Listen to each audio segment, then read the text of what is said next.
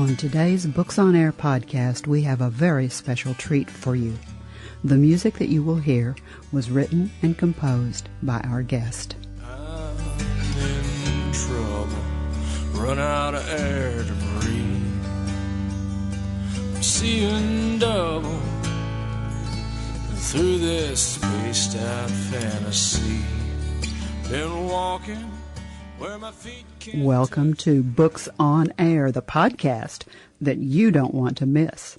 You're about to get a sneak peek at what goes on behind the scenes with authors.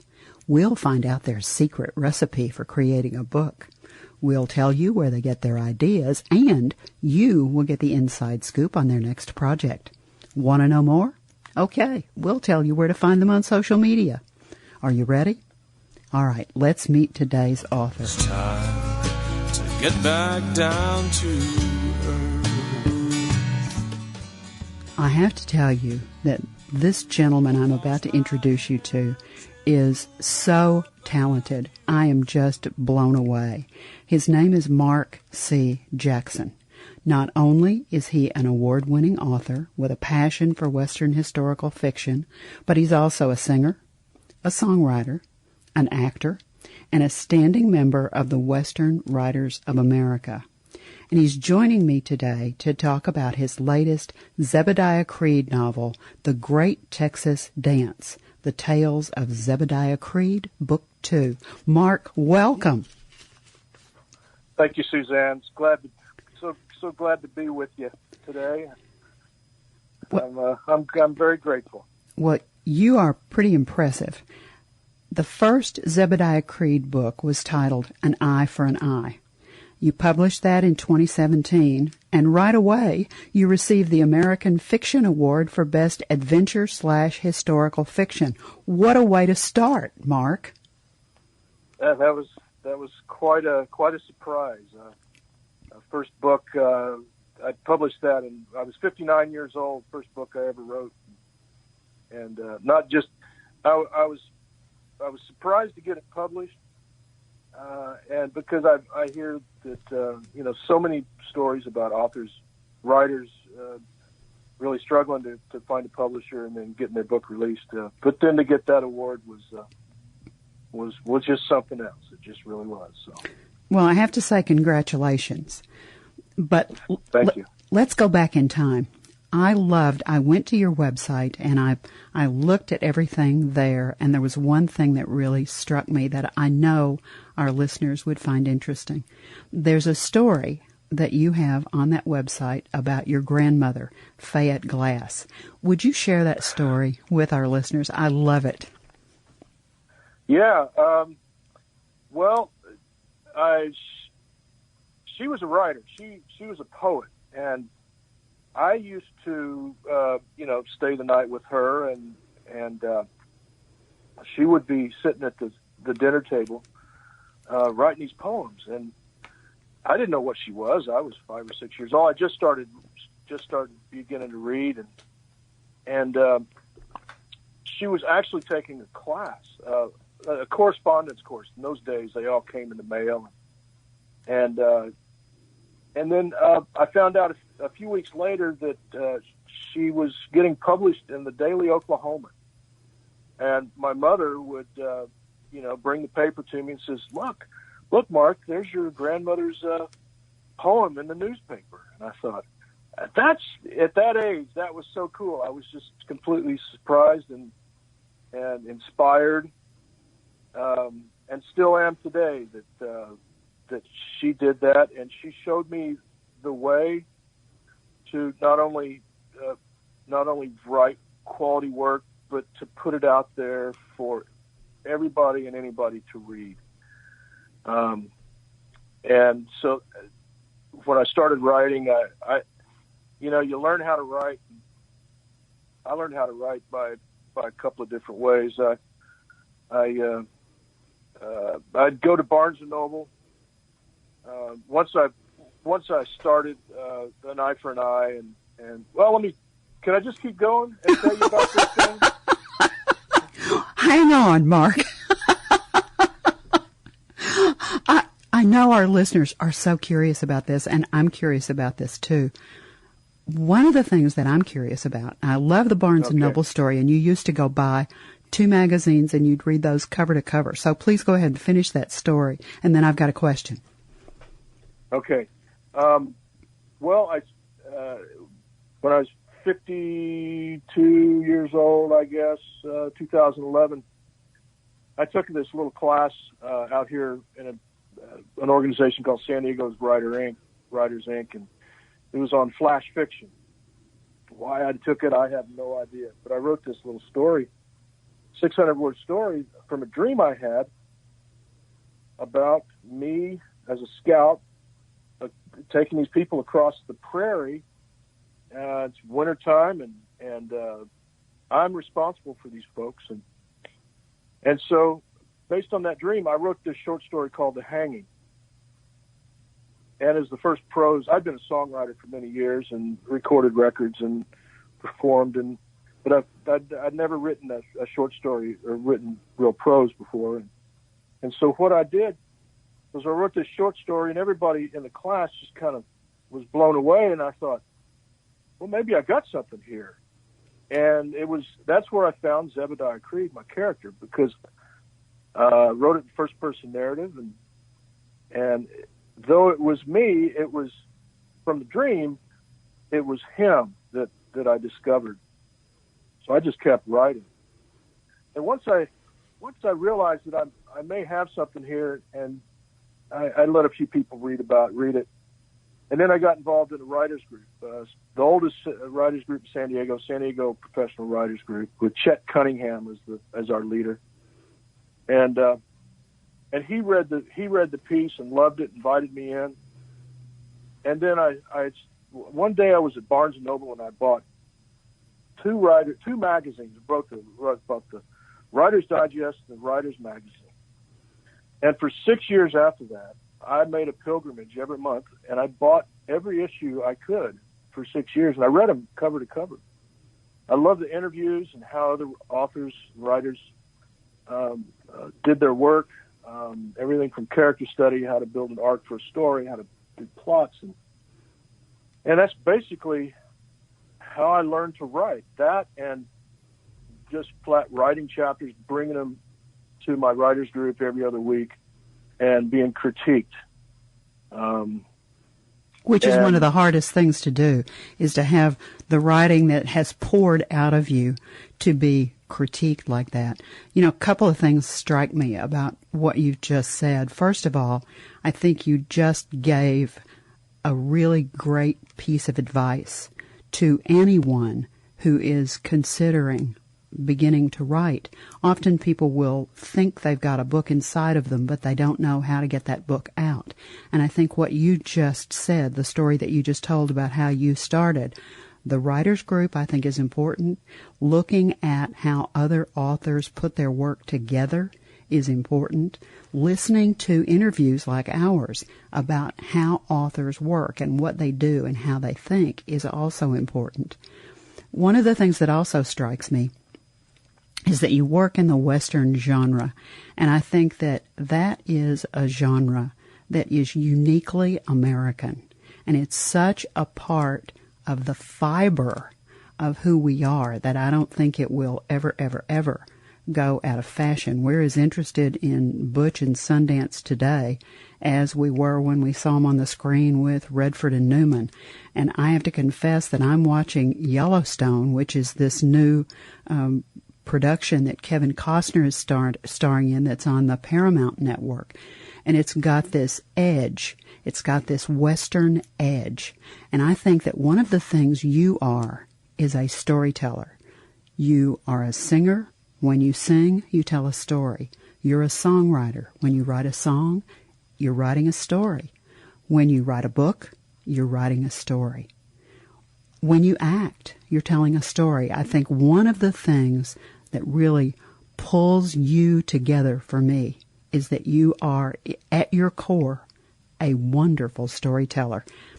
I love that Zebadiah Creed, the way you talked about him, because fiction writers have a unique relationship with their characters. You know exactly what he looks like, don't you? I do. The thing is that through 2 entire books, there's only one vague description, and it's his own perception of what he looks like in a mirror. We know that he has steel gray eyes, that he's 25 years old. I have an idea of what he looks like, but I really, maybe not even on purpose, but it just hasn't come out to have to describe him, because Zebadiah Creed is the one that is writing these books. In both An Eye for an Eye and the Great Texas Dance, the preface, they both have prefaces with him writing, opening the entire book as if he wrote these in Mendocino, California, in the 1880s, when he's 60-some years old. And this is the books take place An Eye for an Eye, 1835. Texas Dance is 1836. So this is a long time after he went through these experiences. But that's really who writes them. It's like Zeb. I'm Zeb's conduit, and I treat it as such. I don't know if that answered your question. It does. Or not. You're doing exactly what fiction writers do. It's the most interesting creative process that you can talk about. And to someone who is not a creative and who doesn't understand, it sounds like you're a little nuts. But you're seeing through. Oh, it does. I mean, I know, yeah. I've written fiction myself, and I know it's almost, it's difficult to talk about because it's almost like a possession. You're almost seeing things through the eyes of another individual that's not you. But it's that creative process that just kicks in your brain. And it's just amazing. Let's give our listeners an overview of what the second book is like. Let's talk a little bit about The Great Texas Dance. Okay. Well, at the end of, just a brief thing about An Eye for an Eye. It's Zebadiah Creed is a former slave to the Lakota that becomes a warrior through the Sundance. He and his brother are, at the time of the opening of the first book, they are fur trappers, and they're bringing furs down the lower Missouri River from Rendezvous in 1835, and they get bushwhacked. And Zeb is left for dead. Jonathan, his brother, is murdered. And then Zeb is found by a Quaker doctor and his daughter, bring him back to health. And they want him to stay and live with them, but he's got to go after the murderers. And that takes him down the Mississippi River to St. Louis, and then a brief one-night horrendous stay in Natchez, Mississippi, and then on to New Orleans, where he does indeed find he finds both the murderers, and a lot of other things transpire. Revenge is not as sweet as we think it is. Revenge has consequences, and they certainly do with Zeb. So at the end of the book, he's in an homage to his dead friend Billy Freeze. He decides to go to Texas. Well, what's going on in Texas in 1835, in the 1835, 1836, is the Texas Revolution. The Alamo, Goliad, San Jacinto, everything, all the mythology, all the stories one hears about how Texas became a republic fighting against the Mexicans. And so the Great Texas Dance opens up with Zeb at the Alamo 4 days before the fall. He and his buddy Grainger end up getting out, though. I couldn't have Zeb at the Alamo and then just die. That wouldn't work because he lives on to write these books, right? Right. So I had to get him out, and so he becomes a messenger. Well, that sets him off on this journey that takes him throughout, experiences the entire Texas Revolution through Gonzales, working with General Sam Houston, end up in Goliad, escapes from Goliad, the Goliad massacre, the horrendous one-day murder that the Mexicans did, the Mexican army did. It was, and then toward the end of the book, or toward the end of the story, he finds out that it ain't so. Well, he finds out that the whole thing is about preserving slavery, and then he realizes that as he was a slave in the past, it really sends him into a contradiction of why he's there in the first place. But then by then, he's made a friend with a guy named James Lee, this young man, and he has made a commitment to the young man's mother to see him through. So then it becomes a personal commitment, no matter what ideologies or conflicts he has with the overall intention of the revolution in the first place. So, is there a section of the story that you'd like to share with our listeners? Yes, I do. I have one. This is a beginning of chapter 30. I'm trying not to rustle as much paper as I have to, so it's all right. Okay. He and James have indeed escaped from the Goliad massacre. If you're familiar with the Goliad massacre, it was a surrender at. They had a battle that some Texans, this militia, almost 400 men, had surrendered. They were told that they were going to go back to New Orleans, and the Mexican army, Santa Anna's orders were to offer no quarter, and that was it was a red flag saying that you will be treated as pirates and you will all be killed if you fight against my army. And you have to remember that this was Mexican territory. He was defending, in his mind, he was defending his own country against rebels. So, but James and again, Zeb has to stay alive somehow to tell the tale, and they make it all the way back up to a town called Gonzales, where they say that the Texas Revolution began in the first place.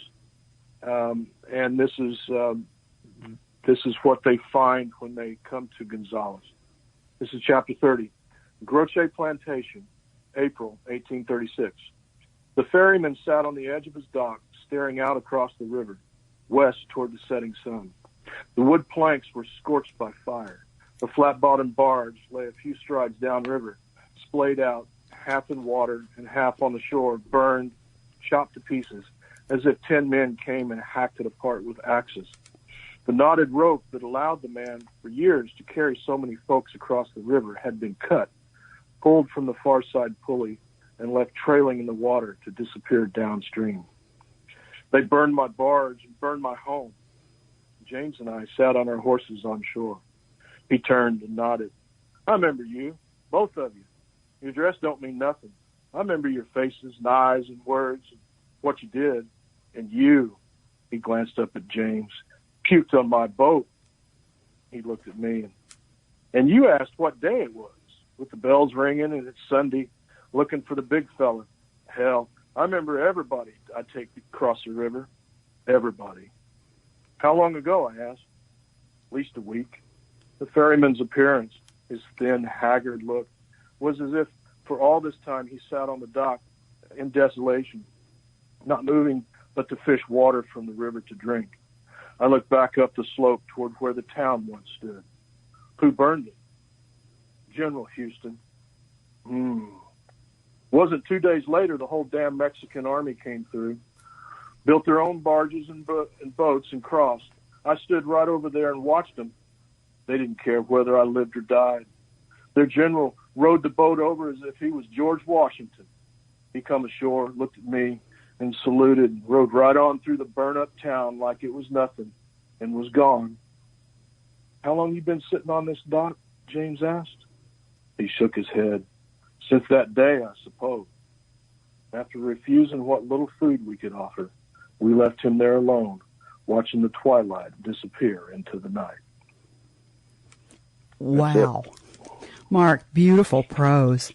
And I know one of the things that you really strive for in the books is a realistic depiction of what frontier life was really like in the 1800s. So how do you do your research? Where do you come up with this? How do you find it out? Well, I have to say that Google is a wonderful thing. It really is. For the first book, I use this as an example all the time. For the first book, I needed to know what was going on in New Orleans in 1835 with the act of dueling.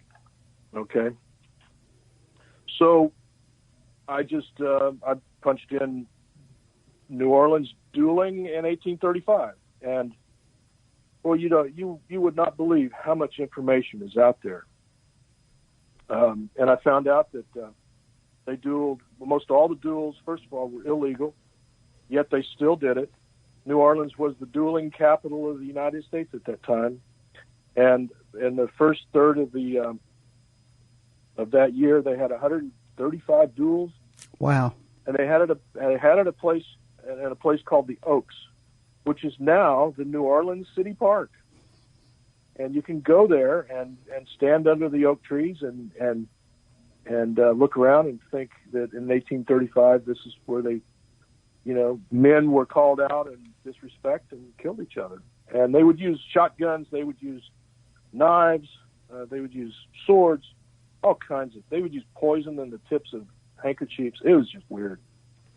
It's amazing. But once I found that out, I was able to then stage my duel. I actually reenacted it out in my house here, and it was done with long knives, which would have been absolutely accurate back then, tied with a tether together with a strand of rope or leather. I used leather. Tied together, it bound. They each other were bound and fighting with long knives. So. Oh wow. Violence, that just, I can see it in my head. It was a very violent, it was a very violent time. People don't realize there was no law. I mean, there was very little law. And then the law was politicized, and it was often skewed to protect the most powerful. So. Well, there's another thing that I want our listeners to know, and I was really surprised when I found this out. Your mom's name is Judith Ann Jackson, and she's your collaborator on these books. How in the world did that happen? Well, about a third through An Eye for an Eye, I called her one day, and she called me. She says, "What are you doing?" I said, "Well, I'm writing." And, "Well, read some to me." And so I did. And then she said, "Well, that doesn't seem right." I don't know what it was. Whatever was I was writing at the time. I said, "Well, what do you mean?" She said, "Well, now, Mark, I've read a lot of books like this," and she's an avid reader, and that just whatever you're writing just doesn't seem right. What if you have him do this? And what happened was then I began calling her up. I've got another chapter to read. Let me run this past you. And her favorite. I love telling this. Her favorite thing to say was, "Well, Zeb wouldn't say that." Or Zeb wouldn't do that. Now, Mark, Zeb. And I would think, and almost every time she would be right. I'd have to rewrite it, whatever I was working on at the time. And you've got a crucible for your character, don't you? I do, yeah. So we get ready to publish the first book, and she called me out of the blue one day, and she goes, "Now, Mark, I think I ought to be on that cover with you." And I said, I thought a minute, and I go, "Mom, I have to tell you, you were quite inspirational in writing this book. However, there was not a word that I know of that you actually wrote. So how about I dedicate the book to you? We'll go with that." And she goes, "Oh, okay. I still think I ought to be on the cover of that book with you." I love it. Now, I also know that you have moved on to the next project, and you're working on Blue Rivers of Heaven, and that's going to be the third book in the Creed series.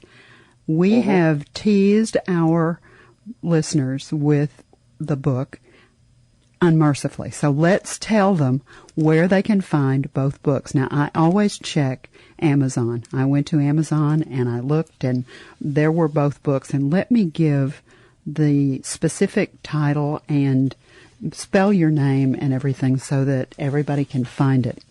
If they go to Amazon, the first book is titled An Eye for an Eye.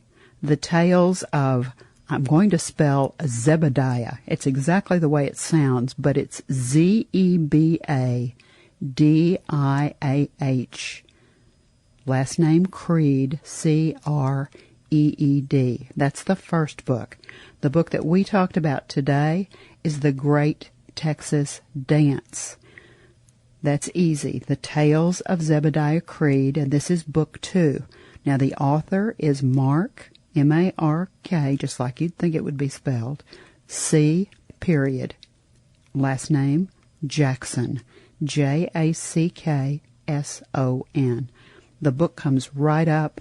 It's easy. They can buy it on Amazon if they want to, but there are other places that it's available as well, Mark. Where else can they find it? Well, I like to send people to Barnes & Noble simply because I have an affinity for that company, that bookstore. I'd also like to send people to Powell's Books. You can buy the book, and I've The Great Texas Dance online. Powell's is one of the largest independent booksellers on the West Coast. They're out of Portland, Oregon. I suppose you could go to your own local bookstore, and they will order it for you from Ingram's, through Ingram's, which was distributed. My books are distributed through them from my publisher, 5 Star Publishing, and they're out of Maine. So, I love independent bookstores. If you have one in your town or city, contact them. Or I hate to say it, but I don't hate to say it, but I'll say it anyway. The last several books I bought has just been through Amazon because there's such a huge, convenient way to buy books. So they make it so easy. They make it almost too easy. Yeah, they do. And if you do me a big favor and you read the books, go on there and give me a review. I think that's important for all of us authors, and we'd like to know what you think about our work. So. Well, let's also tell them where else they can find you. You have a website. Let's give them that website address. It's www.markcjacksonwriter.com. And let's tell them what they'll find if they go to the website. Well, I just recently posted a video of a Zoom.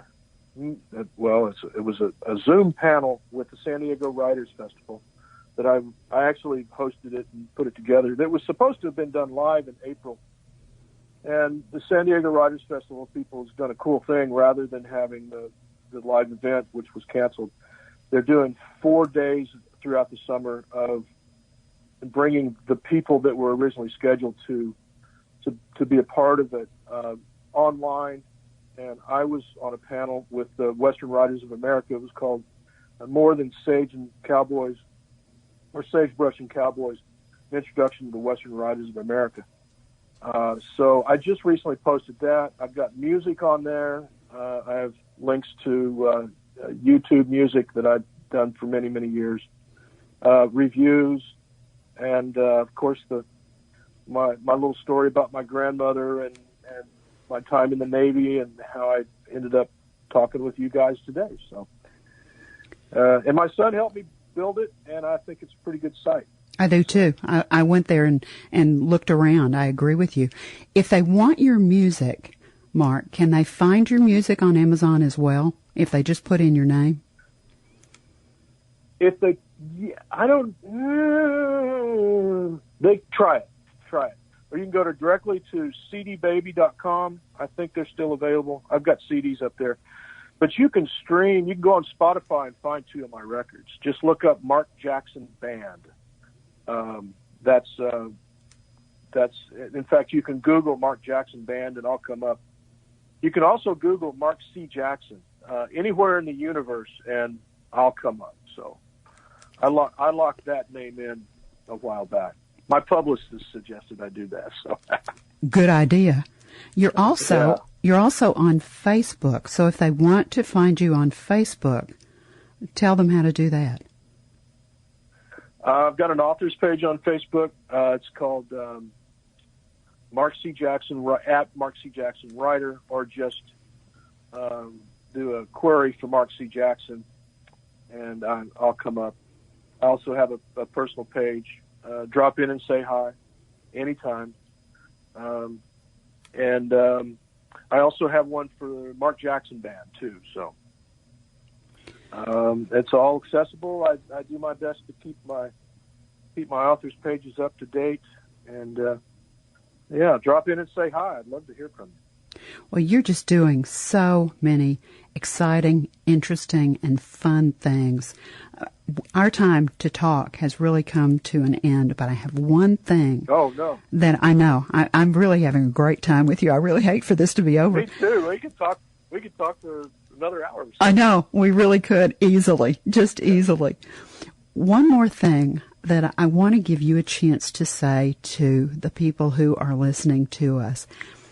I always have a bias. I like for the author to really have the last word about their book. These books are hard-edged, they're gritty, they're stories, they're exciting. Did you just write them strictly for entertainment, which they are extremely entertaining? But as a reader, if I finish and I metaphorically close the back cover of The Great Texas Dance, is there something that you want me to leave with besides just saying that was a great story? Well, my motto has always been that although it is fiction, it must ring true. In other words, the story, the journey that Zeb takes throughout these books must be authentic. No sugarcoating, because it particularly with the violence, it was a very violent time. You had to survive. I mean, it was life and death. As far as, in particular, the Great Texas Dance, know that the idea and the perception of historical events change, and intentions of events throughout our history in America change with that. There has never been, I won't say never, very few stories about the Texas Revolution are there, is it said or even mentioned that the major intention to fight against the Mexicans to create a republic was to maintain the act of owning other people, and that would be slavery. That is very rarely mentioned. I found one reference book to that I actually sent the author both the books, and I thanked him profusely for writing the book that he did. He's a university professor out of North Dallas University, or University of North Dallas, there where you live. So if there's a message that, I don't like messages coming from me, really. I think the reader should probably make up their own mind. Just know going in to have an open mind, and that be mindful of changing one's perception of an event or historical event that they've thought was perceived a different way. That's a long-winded explanation.